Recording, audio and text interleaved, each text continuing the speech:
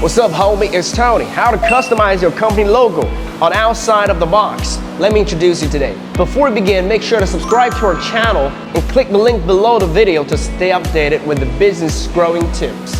We have three kinds of ways. The first is the cardboard custom. The size of the cardboard is 122 times 244 centimeters. The MOQ is 500 pieces. These are some pictures of the customized cardboard. Second, if you order several neon signs in bulk, we can customize the box according to the size of the neon sign and print your logo and company information on the box. MOQ is 500 pieces too.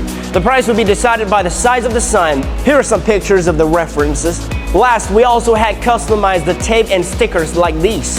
What do you think of it? No matter what your business is, lcsign can help you grow in different ways. If you haven't already subscribed to our channel, do that for us right now. Hit that like button and comment below. Thanks for watching. See you next time.